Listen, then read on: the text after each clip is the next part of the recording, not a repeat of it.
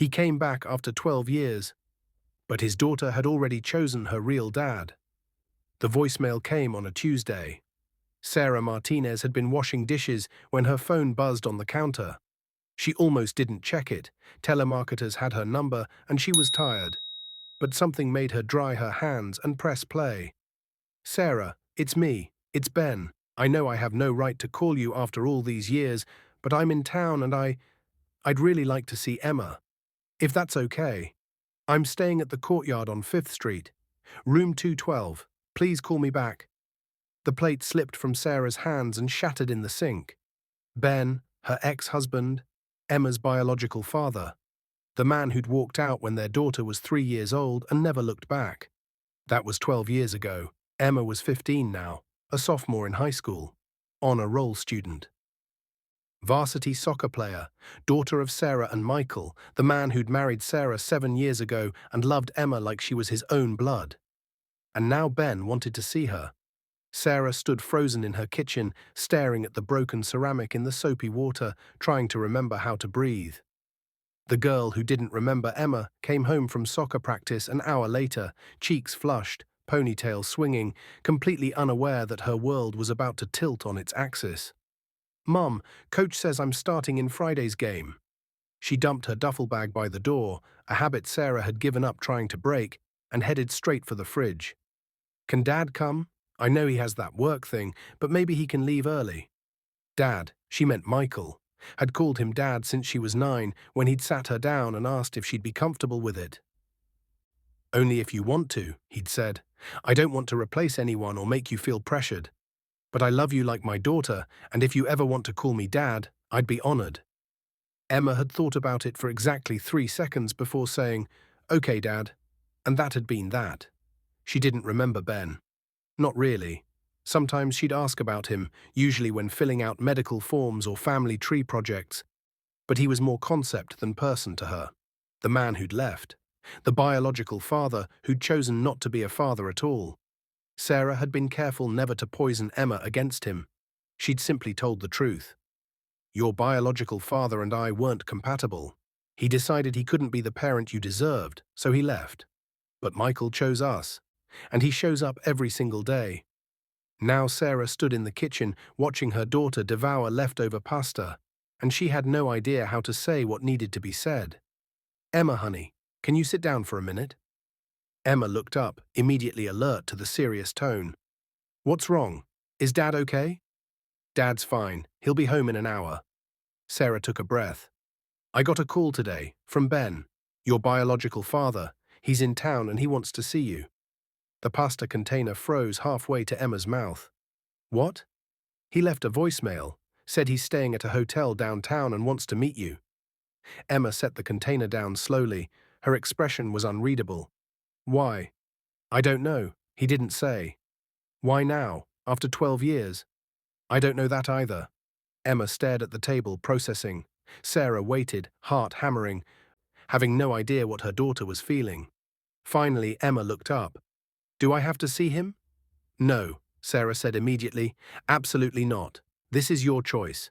If you want to ignore him, we'll ignore him. If you want me to call him and tell him to leave town, I will. If you want to meet him, I'll be right there with you. Whatever you need." Emma nodded slowly. "Can I think about it?" "Of course. Take all the time you need." "Does Dad know, Michael?" "Not yet. I wanted to tell you first." "Okay." Emma stood, leaving the pasta forgotten on the table. "I'm going to my room. I need to think." Sarah watched her daughter climb the stairs, 15 years old, and forced to make an impossible decision, and she wanted to hunt down Ben Martinez and make him understand exactly what he'd done by reappearing.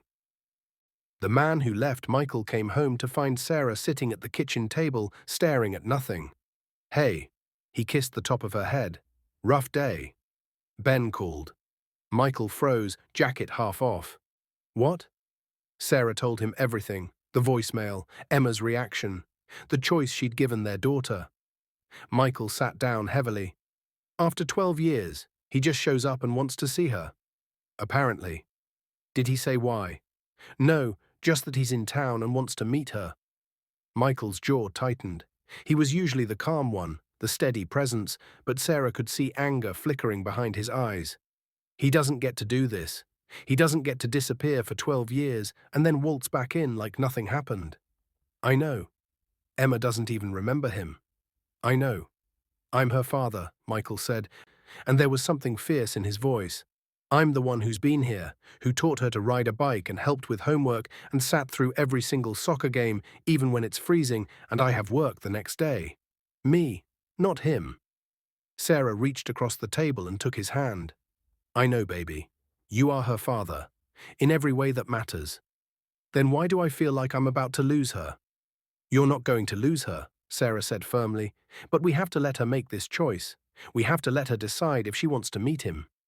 Michael closed his eyes. What if she does? What if she meets him and decides he's more interesting than boring old Michael who makes her do her homework and enforces curfew?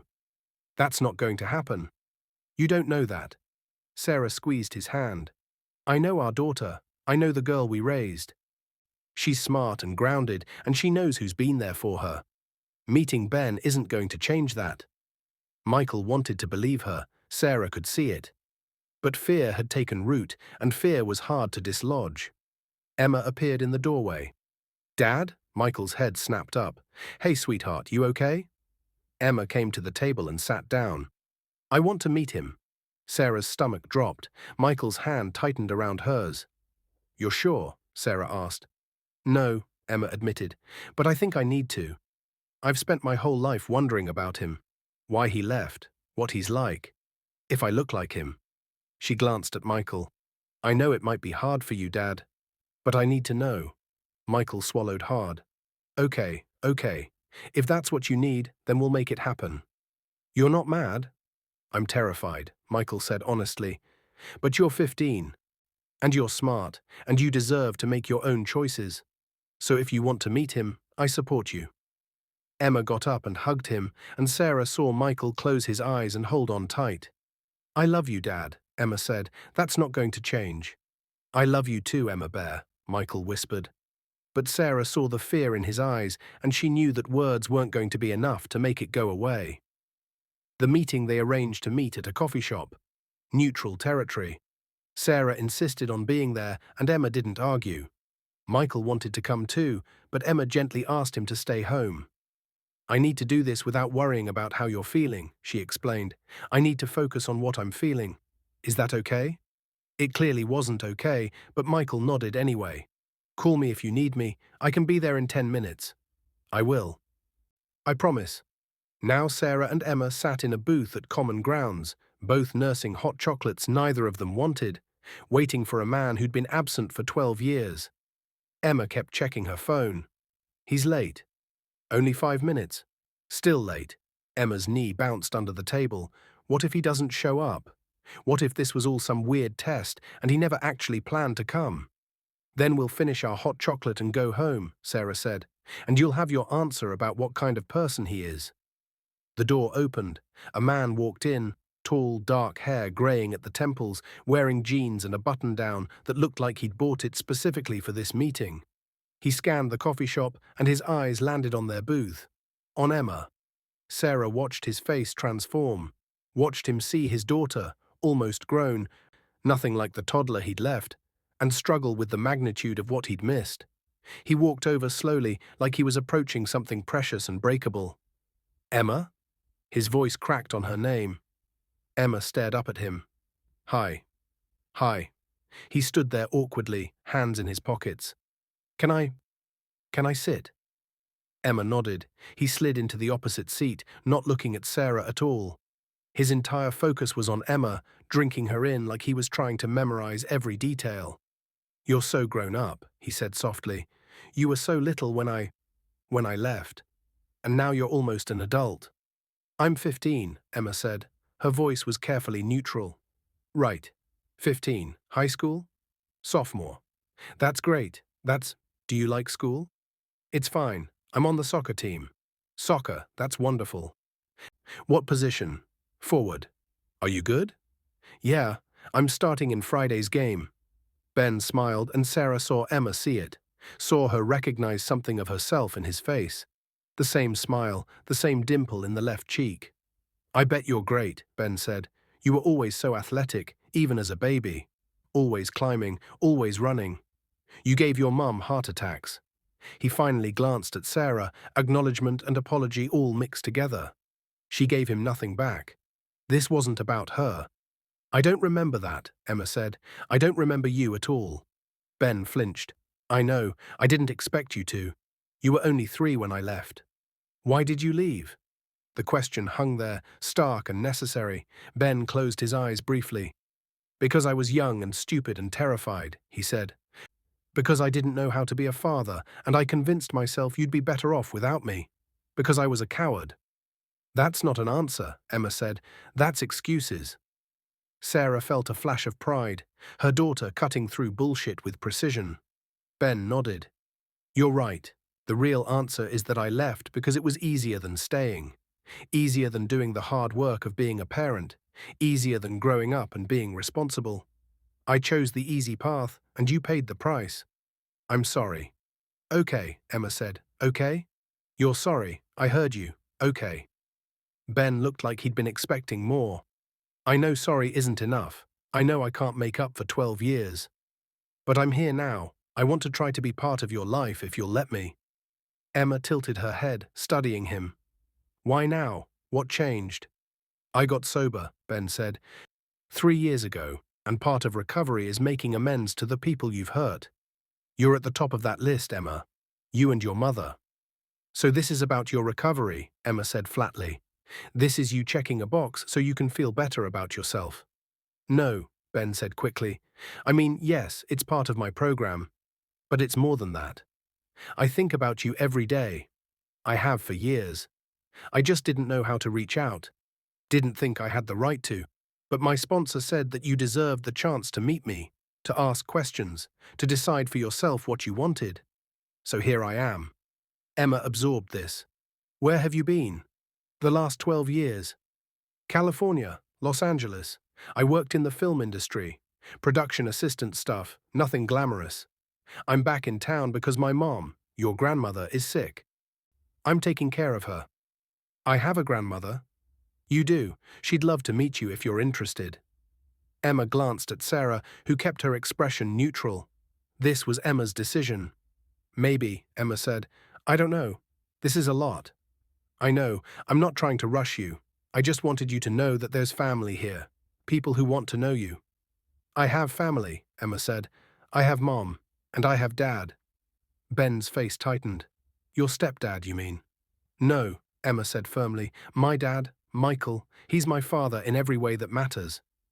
The words landed like stones. Sarah watched Ben struggle with them, saw him want to argue, to claim his biological right to the title, but to his credit, he didn't. I'm glad you have someone, he said quietly. I'm glad you had a father who showed up when I didn't. He's a good dad, Emma said. The best. I'm sure he is. They sat in uncomfortable silence. Sarah checked her watch. They'd been there 20 minutes, and it felt like hours. Emma took a breath. Can I ask you something? Anything. Do you have other kids? Ben shook his head. No, just you. Why not? If you didn't want to be my dad, why didn't you just start over with someone else? The question was sharp, precise, designed to hurt. Emma had her mother's ability to find the vulnerable spots. Because I was too messed up, Ben said. Because I knew I'd failed you, and I didn't trust myself not to fail someone else. Because some part of me always knew that running away didn't solve anything. It just meant I was alone with my guilt. Good, Emma said coldly. You should feel guilty. I do, every single day. Good, Emma repeated. She stood up. I think I'm done. I don't know what this was. But I think I'm done. Ben stood too, panic flashing across his face. Wait, please, can we meet again? Can I see you again? Emma looked at Sarah. What do you think, Mom? Sarah chose her words carefully. I think that's entirely up to you, sweetheart. If you want to see him again, we can arrange it. If you don't, that's okay too. Emma turned back to Ben. I'll think about it. You can give your number to my mom. If I decide I want to talk to you, I'll call. Okay, Ben said. Okay, that's fair. Emma, I just want you to know. I don't want to know. Emma cut him off. Not right now. I can't handle anything else right now. Just give Mom your number and I'll think about it." She walked out of the coffee shop without looking back. Sarah stood, preparing to follow, when Ben grabbed her arm gently. "Sarah, thank you for bringing her, for raising her into such an incredible person, for being an amazing mother when I failed as a father." Sarah looked at his hand on her arm until he let go. "I didn't do it for you, Ben. I did it for her. And just so we're clear, if you hurt her again, if you make promises you don't keep, if you disappear again, I will make sure you regret it. Understood?" "Understood," Ben said quietly. Sarah found Emma sitting in the car, staring straight ahead, tears streaming down her face. The aftermath Michael was waiting in the living room when they got home. He stood up the second they walked in, searching Emma's face for clues.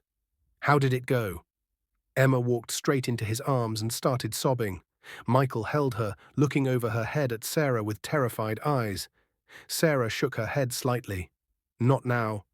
I'll explain later," and Michael just held their daughter while she cried. When Emma finally pulled back, her face was blotchy and her eyes were swollen. "He was nice," she said. "He apologized. He said all the right things. And I hated him." "That's okay," Michael said gently. "You're allowed to hate him." "But I also wanted him to be terrible," Emma continued. "I wanted him to be obviously awful so I could just dismiss him and never think about him again. But he wasn't. He was just sad and guilty. And I don't know what to do with that." "You don't have to do anything with it," Sarah said. "You don't have to figure it all out right now. He wants to see me again. He gave you his number." "Do you want to see him?" Michael asked. His voice was careful, neutral, but Sarah could hear the fear underneath. "I don't know," Emma said. "Part of me wants to. Part of me is curious. But part of me just wants to pretend this never happened and go back to normal." "Normal is still here," Michael said. "No matter what you decide about Ben, normal is still here. I'm still your dad. That doesn't change." Emma looked up at him, and Sarah saw the fear in her daughter's eyes. "What if I want to get to know him? What if I want to have a relationship with him? Would that hurt you?" Michael swallowed hard. "Honestly? Yeah, it would hurt. But Emma, you're allowed to want that. You're allowed to be curious about your biological father. You're allowed to have a relationship with him if you want one. My feelings about it don't matter as much as what you need." "Your feelings do matter," Emma insisted. "You're my dad. Your feelings matter more than his." "Then let me tell you how I really feel," Michael said. "I'm terrified. I'm terrified that you'll meet him and decide he's more interesting than me. That blood will matter more than all the years I've been here. I'm terrified of losing you to someone who has no right to you. But I also know that you're smart and you have a good heart, and whatever you decide, you'll make the right choice for you. So yes, it would hurt. But I'd survive it. We'd survive it. Because I love you, and love means letting you make your own choices." Emma hugged him again. "I love you, Dad, so much." "I love you too, Emma Bear." Sarah watched them, her heart breaking and healing at the same time. The second meeting, Emma waited a week before calling Ben. When she told Sarah she wanted to meet him again, she had one condition. "I want Dad to come this time. Michael, I need him there." So the four of them met at the same coffee shop: Sarah, Michael, Emma, and Ben. The tension was immediate and thick. Ben's eyes landed on Michael, and something complicated crossed his face. "You must be Michael." "I am." Michael's voice was cool. "Emma wanted me here." "I'm glad you're here," Ben said, and he seemed to mean it. "I wanted to thank you for being there for Emma, for being the father I wasn't." "I didn't do it for you," Michael said flatly. "I did it because I love her." "I know, but still. Thank you." They sat down, this awkward configuration of Emma's family. Emma had chosen to sit between Sarah and Michael, a clear statement about where her loyalties lay. "I've been thinking," Emma said, "about what you said. About wanting to be part of my life." Ben leaned forward, hopeful. "Yes? I don't know if I want that," Emma said honestly. "I don't know you. You're a stranger who happens to share my DNA, and I already have a dad. A real dad who's been here for everything." "I understand that," Ben said, "and I'm not trying to replace him. I just want the chance to know you, to be in your life in whatever capacity you're comfortable with. But why should I let you? Emma asked. What do you bring to my life that I don't already have? The question was brutal in its directness. Ben looked like he'd been slapped. I don't know, he admitted. Maybe nothing. Maybe I don't bring anything except more complications. But I'm your biological father, and I thought, being my biological father doesn't entitle you to anything. Emma cut him off. You had a chance to be my dad, and you chose not to. Michael didn't have any obligation to me, but he chose to be my father anyway. He chose me. You didn't. You're right, Ben said quietly. I didn't. And I regret that every day. Regret doesn't change anything. No, it doesn't. Emma sat back, crossing her arms. So what do you want from me? Really? Ben was quiet for a long time. I want forgiveness. I want a relationship. I want to know who you are and be part of your life. But more than anything, I want you to know that you have a biological father who thinks about you and loves you, even if he has no right to. You don't love me, Emma said flatly. You don't know me. I love the idea of you, Ben said. I love the person your mother clearly raised you to be, and I'd like the chance to love the real you, if you'd let me. Michael's hand found Emma's under the table and squeezed.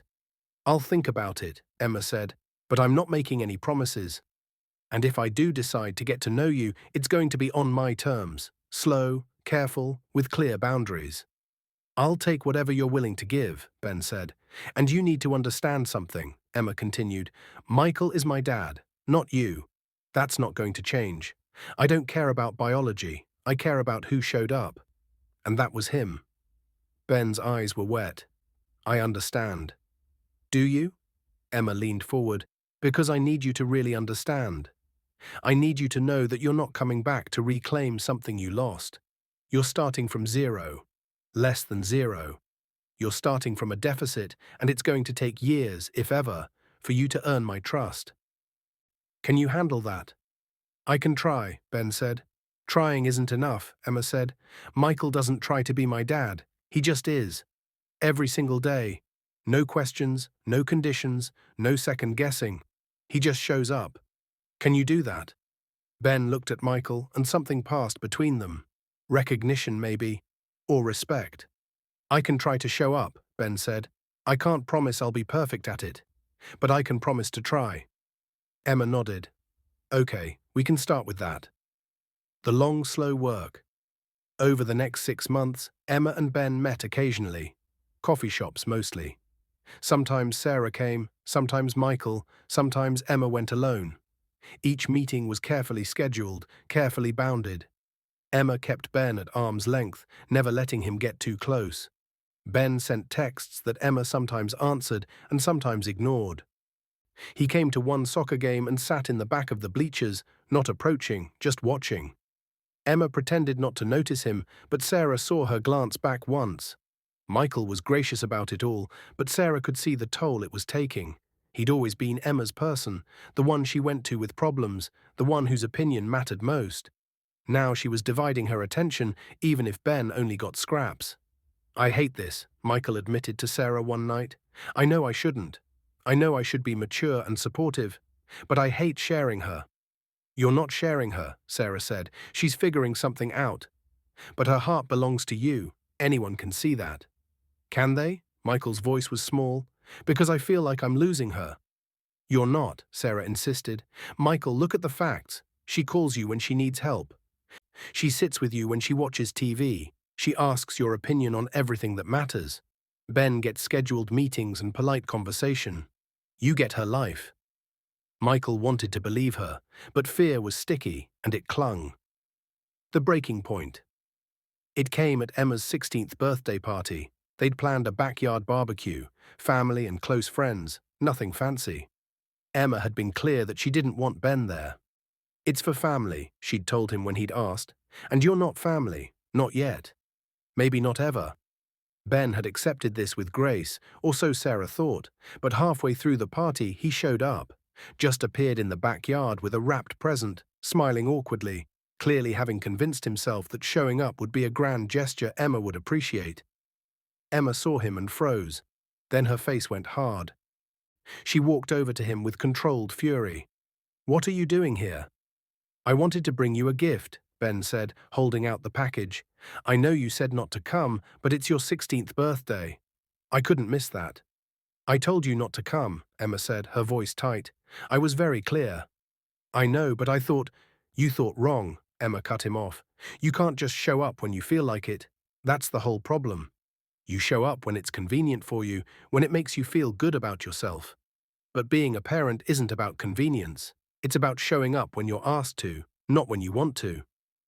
"Emma, I'm sorry. I just wanted—" "I don't care what you wanted," Emma said, and her voice was rising now. Other people were starting to notice. "This is my birthday party, my day, with my family. And you're not family. You're someone I'm trying to get to know, but only on my terms. And this, showing up when I specifically asked you not to, this is exactly why I can't trust you." Ben looked stricken. "I didn't mean to upset you." "But you did. Because you didn't listen. You did what you wanted without thinking about what I needed. Just like you did 16 years ago when you left." The parallel was devastating. Ben stepped back like he'd been struck. Michael appeared at Emma's side, solid and steady. "I think you should go, Ben." "I just wanted to give her the present." "Leave it on the table and go," Michael said firmly. "You've done enough damage for one day." Ben looked at Emma, desperate for some sign of forgiveness, but Emma's face was stone. He set the present down on the nearest table and left without another word. Emma held it together until he was gone, then turned and pressed her face into Michael's chest and started crying. "I'm so sorry," she sobbed. "I'm sorry I let him into our lives. I'm sorry I made you share me with him. I'm sorry." "Shh," Michael murmured, holding her close. "You have nothing to apologize for. This isn't your fault. But I wanted to give him a chance. I thought maybe—" "And that was kind of you," Michael said. "But Emma, listen to me. You don't owe him anything. Not your time, not your attention, not your forgiveness. If you want to know him, that's fine. But if you don't, that's fine too." "I don't think I do," Emma whispered. "I thought I did, but I don't. He's a stranger, Dad. And I don't want strangers at my birthday party. I want my family." Michael kissed the top of her head. "Then that's what you'll have. Always." Sarah watched them from across the yard, and she felt something settle in her chest. Ben had overplayed his hand, pushed too hard, and in doing so had reminded Emma of exactly who her real family was. The final conversation, Emma called Ben the next day and asked to meet one last time. She went alone, over Michael's concerned protests. "I need to do this by myself," she said. "I need to close this door on my own." They met at the coffee shop. This time, Emma got straight to the point. "You can't show up to things I don't invite you to," she said. "That's not okay." "I know, I'm sorry. You thought showing up would make me happy. But it didn't. It made me angry. Because you don't get to decide when you're part of my life." "I do." Ben nodded miserably. "I understand." "I don't think you do," Emma said. "Because if you understood, you wouldn't have come. You would have respected my boundaries. You would have put what I needed ahead of what you wanted. But you didn't. And that tells me everything I need to know about whether you've really changed." "Emma, please, I made a mistake. One mistake. Can't you forgive that?" "One mistake?" Emma laughed bitterly. "Ben, your whole relationship with me has been a series of mistakes. The biggest one was leaving in the first place, but then you compounded it by staying gone. And now you're compounding it again by pushing too hard, too fast, without listening to what I actually need."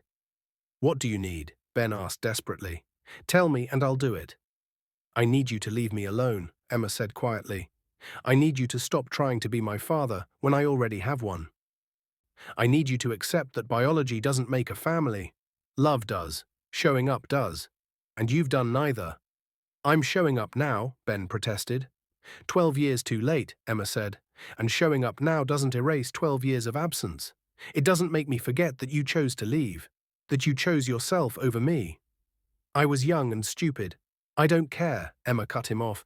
"I don't care about your excuses. I care about actions.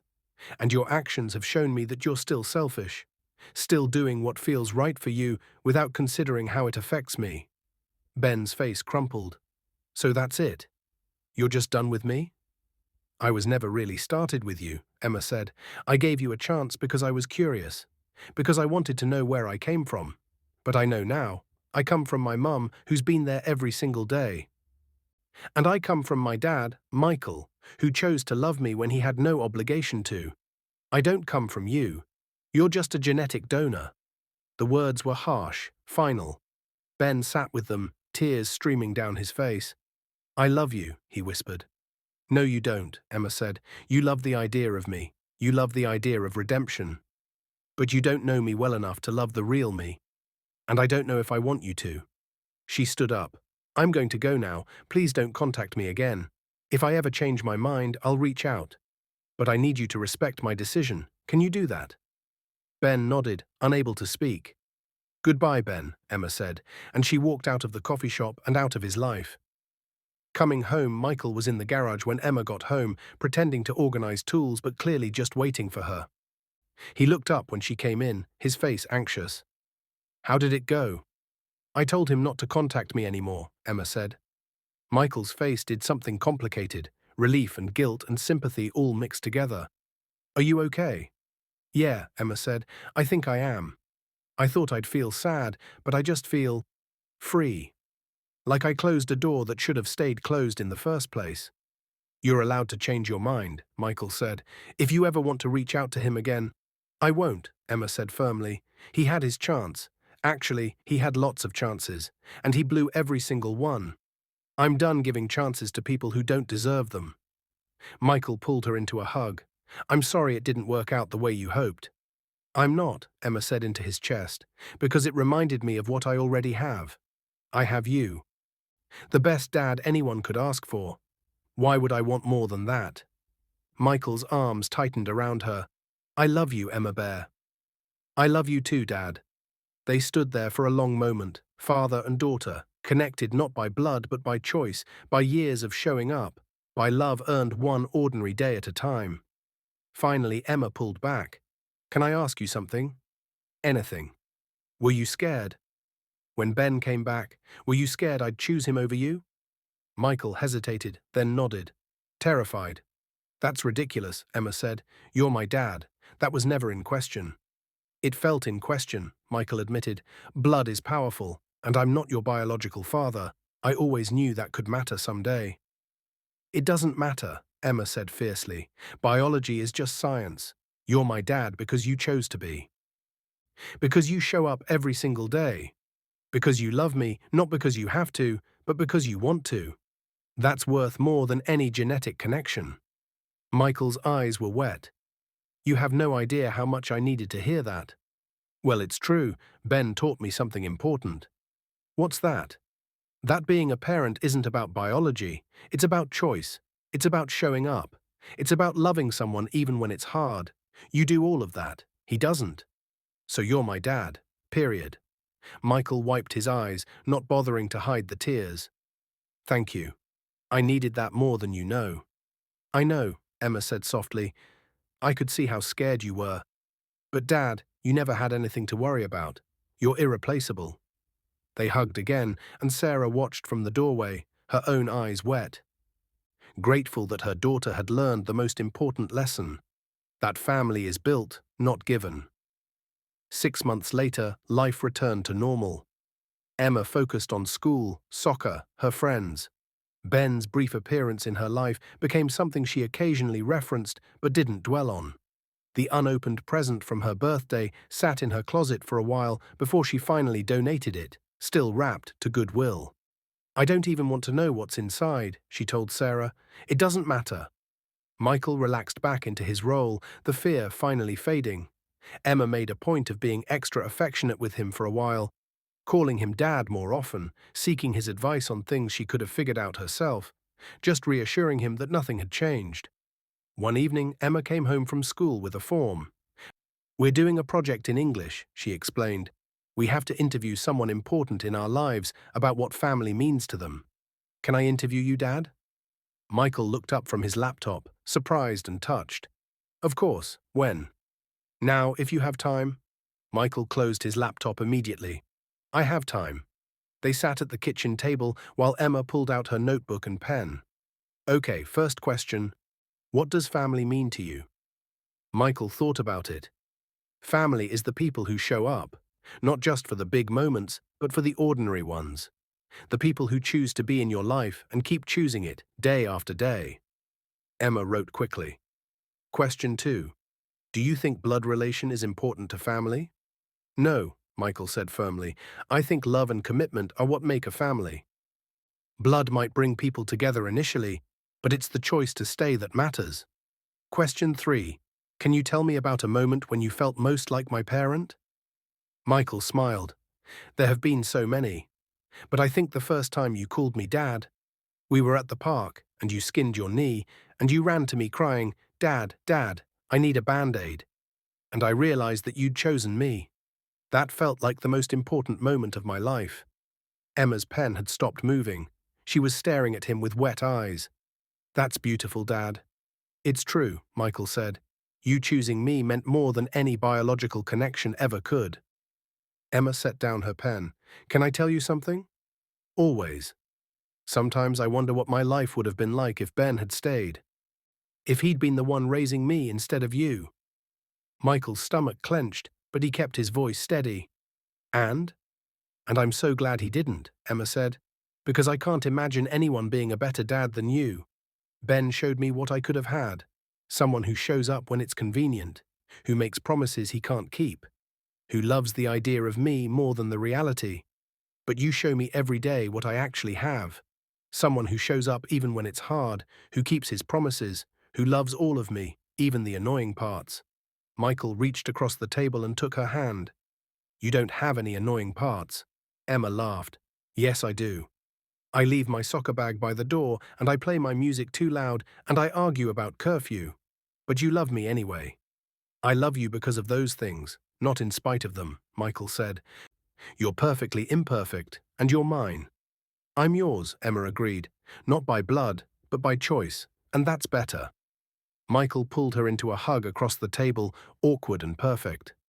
Sarah watched from the kitchen, stirring pasta she'd forgotten she was cooking, crying happy tears into the marinara sauce. This was family, not perfect, not uncomplicated, but real and chosen and earned. Years later, Emma graduated high school with honors. Ben sent a card that Emma left unopened on her desk for a week before throwing away. I don't need his congratulations, she told Sarah. I have everyone I need.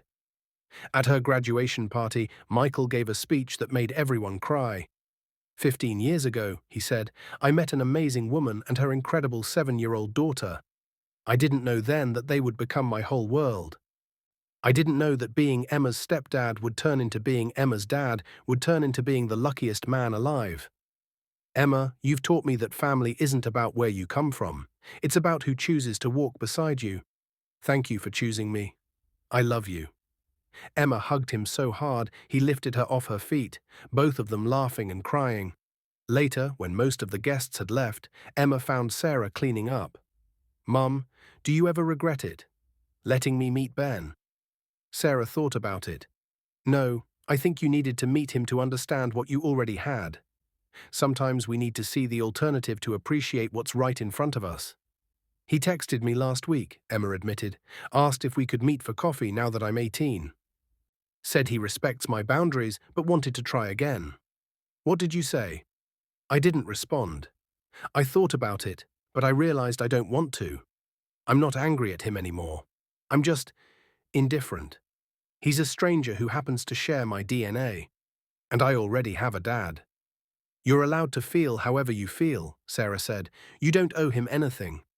I know, and I'm finally okay with that. For a while I felt guilty, like I should want a relationship with him because he's my biological father. But I don't. And that's okay. Sarah hugged her daughter. More than okay. You've figured out what took some people a lifetime to learn, that the people who matter are the ones who show up. Michael showed up, Emma said simply, every single day. That's the only thing that matters. The letter on Emma's 21st birthday. A letter arrived from Ben. Emma stared at it for a long time before opening it. Inside was a single page, handwritten. Dear Emma, I won't bother you again after this. I've respected your wishes for 5 years now, and I'll continue to do so. But I wanted you to know, on your 21st birthday, that I think about you every single day, that I'm proud of the person you've become, even though I had nothing to do with it, that my biggest regret in life is walking away from you when you were 3 years old. I understand now what I didn't understand then, that being a parent is a privilege that has to be earned, not a right granted by biology. Michael earned that privilege. I didn't, and you were right to choose him over me. I hope you're happy. I hope you're living a beautiful life, surrounded by people who love you and show up for you. I hope you know how extraordinary you are. I won't contact you again unless you reach out first, but I'll always be here if you need me. Not as your father, I lost that right long ago, but as someone who cares about you from a distance.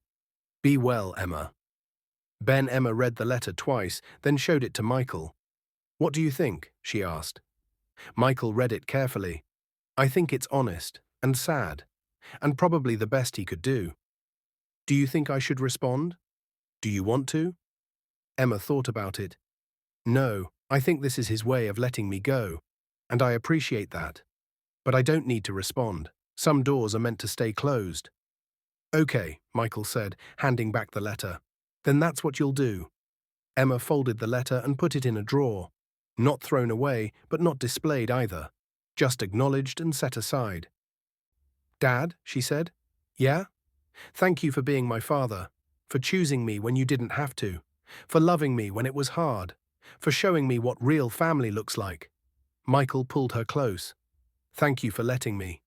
Being your dad is the best thing I've ever done.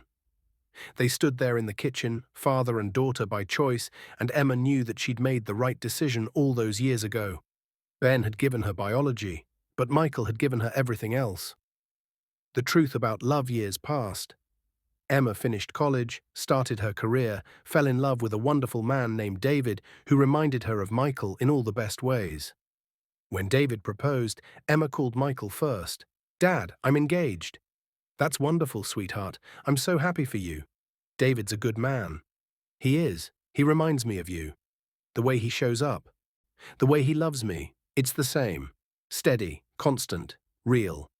That's the highest compliment you could give me, Michael said, his voice thick. It's true.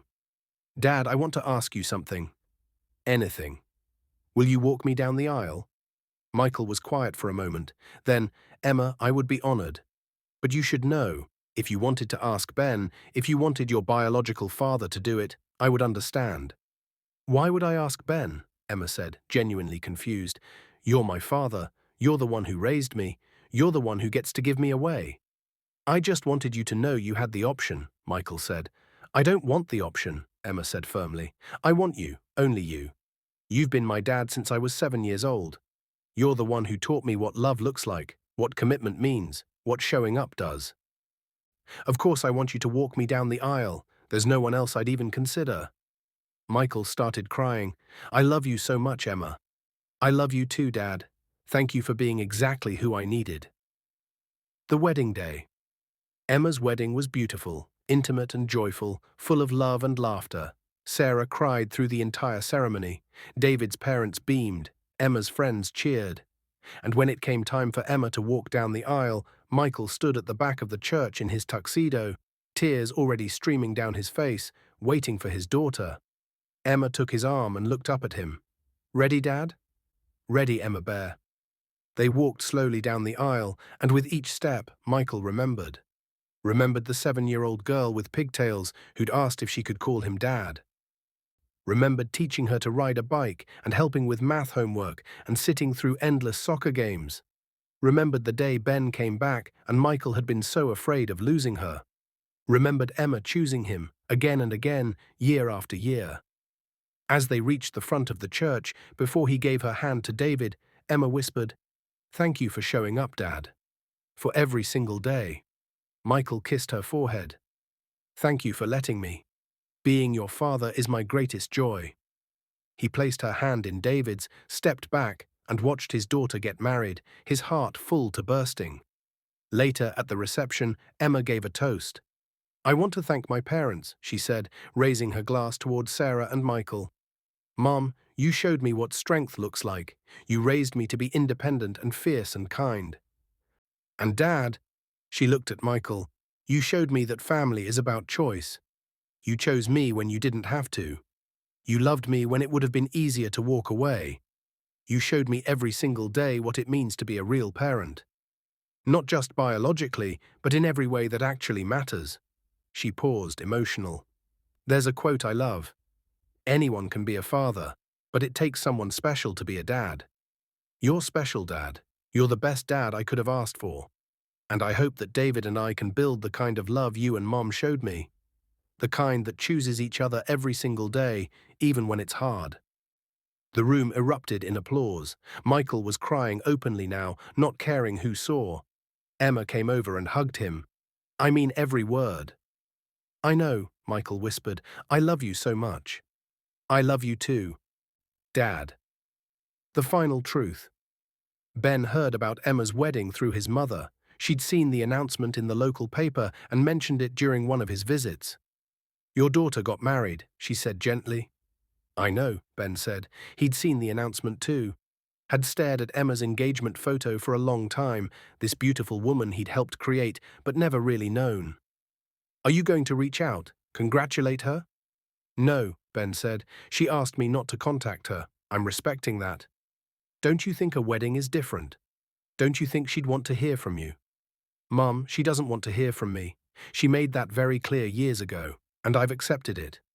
His mother looked at him sadly. That must be hard. It is, Ben admitted, but it's what I deserve. I walked away from her when she was 3. I don't get to walk back in when it's convenient for me.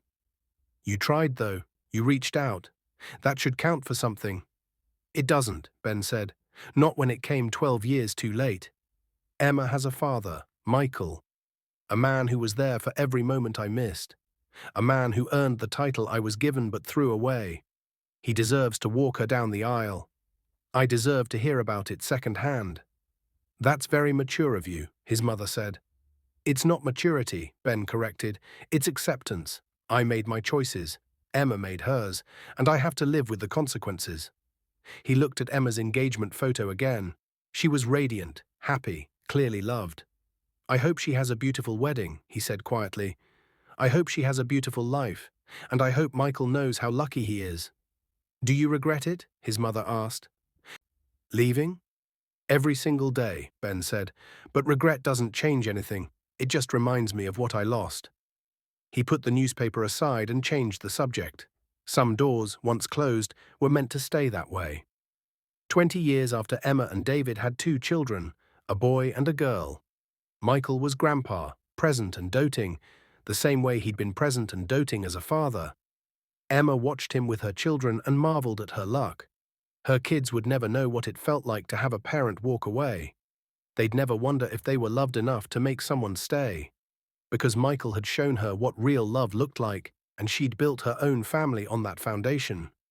One day, her daughter asked about the pictures on the wall. Mommy, who's that? She pointed to a photo of Emma as a toddler with Sarah. That's me and Grandma when I was little. Where's Grandpa? Emma paused. Her children knew Michael as Grandpa. They'd never asked about anyone else. Grandpa came into my life when I was 7, Emma explained. Before that, there was someone else. But he left, and Grandpa stayed. Why did he leave? I don't know, honey. Sometimes people make choices we don't understand. That's sad. It was, Emma agreed, but it's okay now, because Grandpa chose us, and that's what matters. Her daughter thought about this. Grandpa's the best. He is, Emma said, pulling her daughter close. He really is. Later, when the kids were in bed, Emma called Michael. Hey, Dad, just wanted to tell you I love you. I love you too, Emma Bear. Everything okay? Everything's perfect, Emma said. The kids asked about family photos today, and I realized I've never properly thanked you. Thanked me for what? For choosing me, for staying when it would have been easier to leave, for being exactly the father I needed. You changed my life, Dad. You showed me what love looks like, and because of you, I've built a family full of that same love. Michael was quiet for a moment. You changed my life too, Emma. Being your dad is the best thing that ever happened to me. I know, Emma said. I can feel it every single day. That's the difference between you and Ben. He told me he loved me, but you showed me. And that's everything. They talked for a while longer, about the kids, about work, about ordinary life. And when they hung up, Emma sat in her living room and thought about how lucky she was. Ben had given her biology, but Michael had given her everything else. And in the end, everything else was all that mattered. The end. The story of Emma and Michael wasn't extraordinary. There was no dramatic reunion, no tearful reconciliation with Ben, no Hollywood ending. It was just the quiet, steady story of a man who chose to love a child who wasn't his, and a child who chose to love him back. Of a father earned, not given. Of love built day by day, moment by moment, choice by choice. Ben lived the rest of his life with regret. He never remarried, never had other children, never stopped thinking about the daughter he'd lost. But he respected her wishes and never contacted her again. Michael lived the rest of his life with gratitude. He watched Emma grow, helped raise her children, and knew every single day that choosing her had been the best decision of his life. And Emma lived her life surrounded by love, the love she'd been given by Sarah and Michael, and the love she'd built with David and her children. She thought about Ben occasionally, but only as a footnote in her story, not a chapter. Because family wasn't about blood, it was about showing up, and Michael had shown up every single day. That was the only thing that mattered.